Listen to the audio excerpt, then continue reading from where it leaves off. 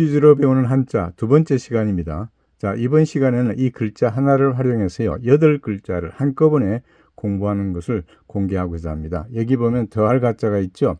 여기는 위쪽에 있고, 여기도 위쪽에 있고, 이건 오른쪽에 있고, 오른쪽에 있고, 이건 아래쪽, 여기 위쪽, 오른쪽에 있습니다.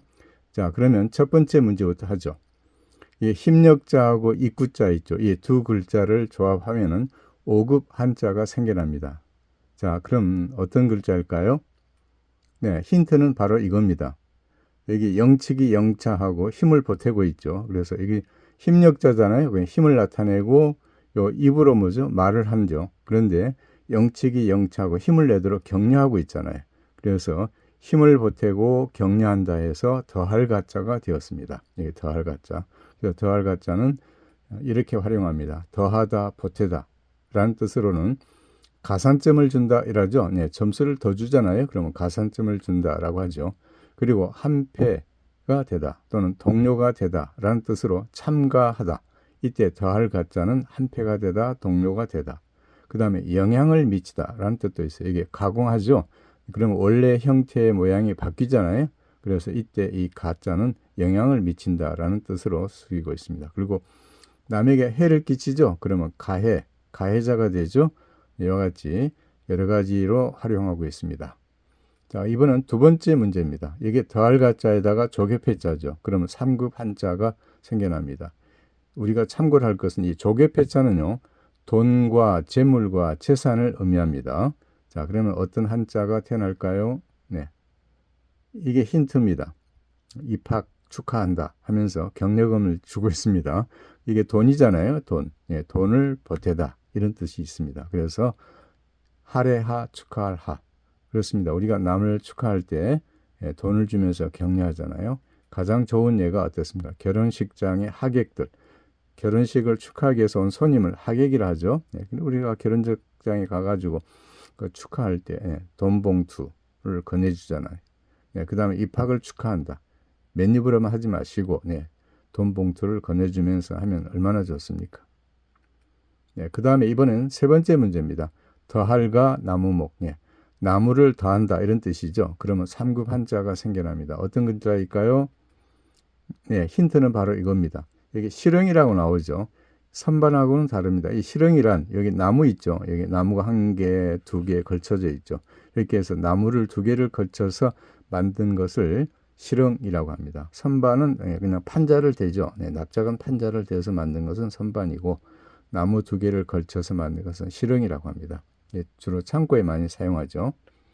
자, 그러면 그래서 이 실흥가라고 합니다. 실흥가. 자, 어디에 사용합니까? 선반 역할을 하는 서가. 책을 꽂아두는 서가 하죠. 그때 이 선반 역할을 하는 서가. 그 다음에 공중에 설치하다라는 뜻으로 쓰이고 있습니다. 고가도로 할 때. 높을 고자죠. 그래서 공중 높이 설치한다 해가지고 고가도로. 그 다음에 상상하다라는 뜻도 있습니다. 가공인물. 가공인물. 이와 같이 실흥가는 선반 역할, 공중에 설치하다, 상상하다 라는 뜻으로 쓰이고 있습니다. 자, 이번엔 네 번째 문제입니다. 사람인 더할가. 사람이 더해진다. 2급 한자. 어떤 글자일까요? 사찰 모습. 이게 이제 힌트입니다. 힌트. 자, 2급 한자인데요. 절과 사찰가. 절을 나타낼 때, 사찰을 나타낼 때 쓰는 한자입니다. 자, 예문 만들어 봤습니다. 이 절, 사찰을 다른 말로 하면 가람이라고 하죠. 가람. 그리고 승가사. 서울 북한산 자락에 보면 승가사라는 절이 있습니다. 그죠? 그 다음에 가야금. 이런 경우에 사용합니다. 자, 이번엔 5번째 문제입니다. 더할과 시험시험 갈착. 2급 한자가 생겨납니다. 여기에 시험시험 갈착에 대해서 설명드리겠습니다. 요거는 점 2개가 있죠. 이거는 발자국입니다. 그리고 이거는 무릎, 다리, 뒤꿈치, 발바닥. 걸어가는 것을 말하는 거예요. 그래서 시험시험 간다 해가지고 시험시험 갈착입니다. 자, 어떤 글자가 생겨납니까? 어디에 사용할까요? 궁금하시죠? 부처 이름에만 사용합니다. 부처 이름.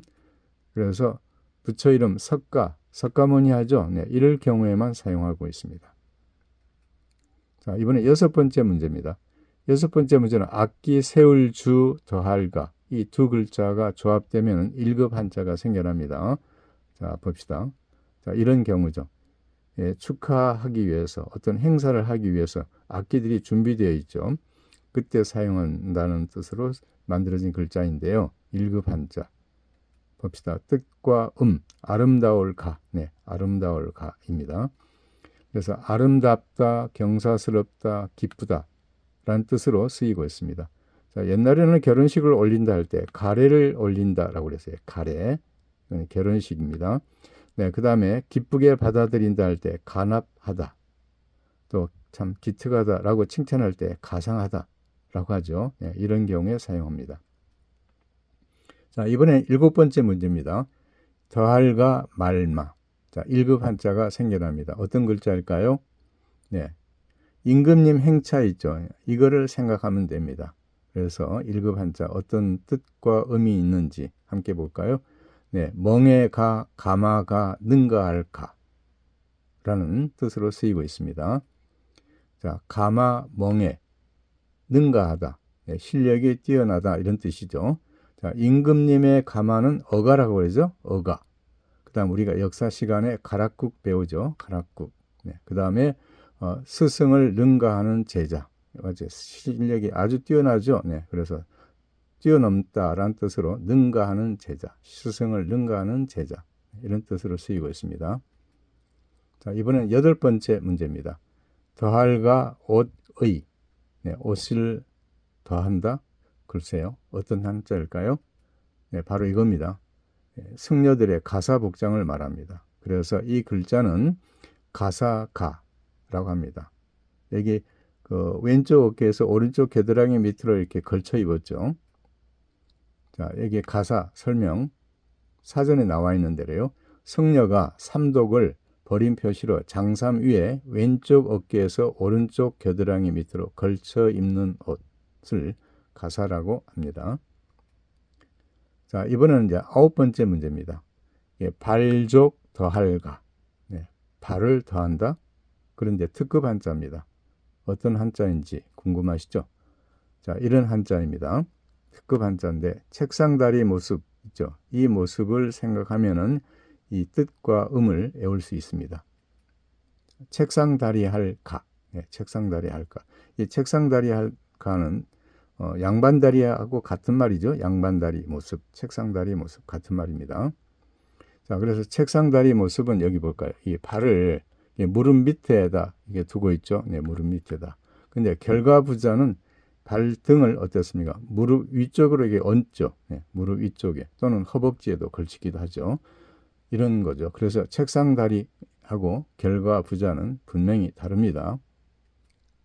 자, 결과부자란 불교에서 참선할 때 또는 일반인이 명상할 때 발등을 무릎에 얹고 앉아있는 좌법을 결과부자라고 합니다.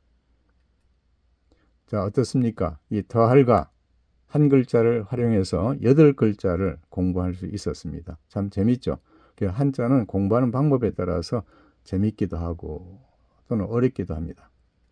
자, 숙제 한번 내볼까요? 네. 이 더할 가자에서 활용된 이 8개의 한자 있습니다. 여기서 하로 읽는 글자가 하나 있습니다. 어느 글자일까요? 네, 바로 이 글자. 할애하, 축하할 하. 그렇죠. 그 나머지는 모두 다 가로 읽으시면 돼요. 이건 실흥가, 절가, 사찰가. 이거는요, 부처 이름 가. 그 다음에 아름다울 가. 그 다음에 멍해가 또는 능가할 가. 가마가, 이거는 가사가, 이것은 책상다리가가 되죠.